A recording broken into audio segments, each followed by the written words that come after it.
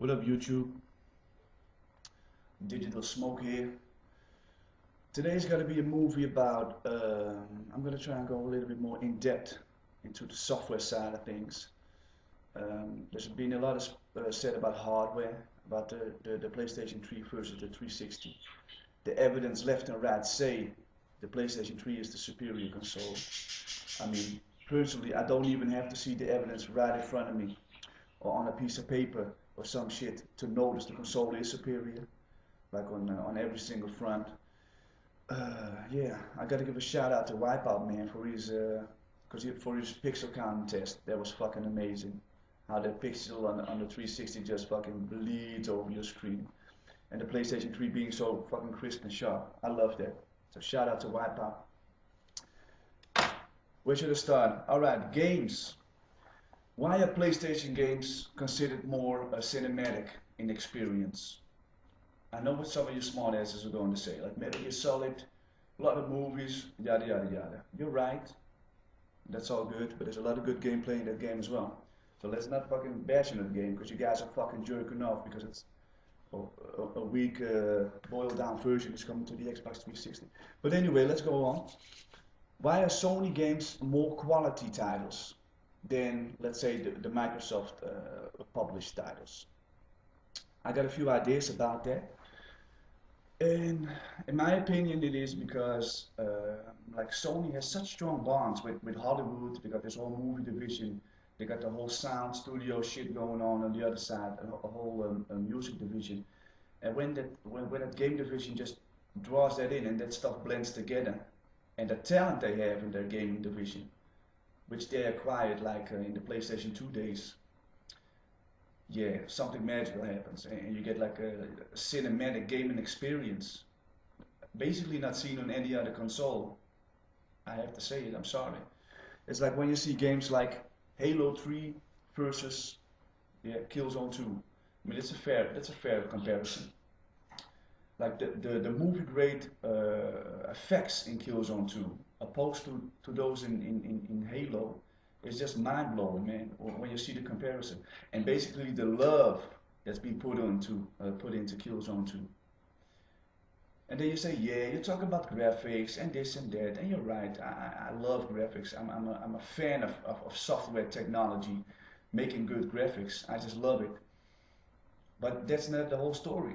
I mean, those things, like the love Sony puts into these things, they stretch out to everything. From graphics to music to gameplay, gameplay mechanics. They give developers their time to fucking tweak that shit and sugarcoat everything before they release it.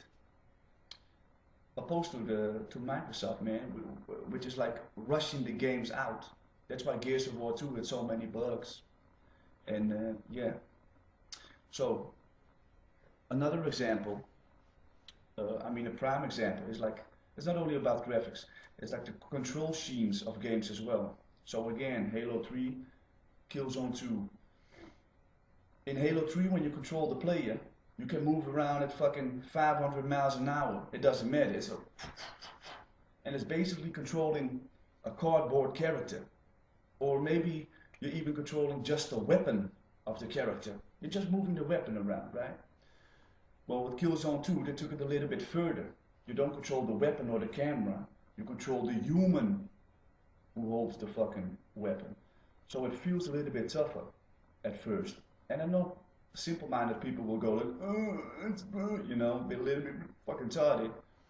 But when you get to feel that, and when you understand the physics involved in controlling the game, it's just fucking mind-blowing, man. Physics in gameplay. Physics in play mechanics.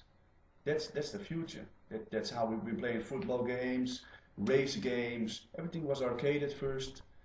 There was no traction, there was no fucking G-force going on.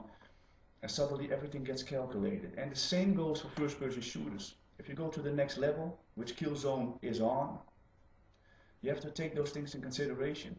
The character you moved, the weight of the weapon, and so on and so on. Weight of the loadout. Killzone 2 has that.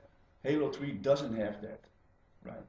And let's go back to the graphics. I mean, I'm a graphics nerd. I love graphics. I said it already.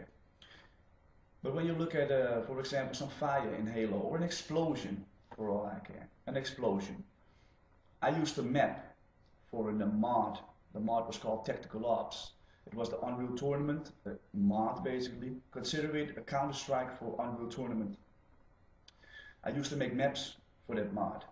So I got yeah, a certain level of understanding game engines and levels or 3D meshes, whatever. When you make an explosion, like the way they used to do it back in the day, you would just have a few sheets pop up of fire and maybe twist around a little bit, and that was the fucking fire. But in this day of age, you got like, yeah, lightning effects going on, the dynamic shadows, all that crap. All right.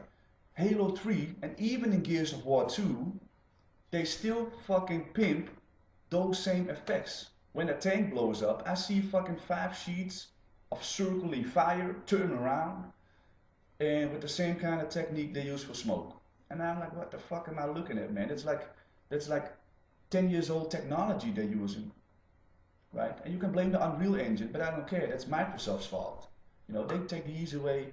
They take one universal engine for all the fucking games. It's their fault. All right. Now with Killzone 2, you don't have that shit. You have volume.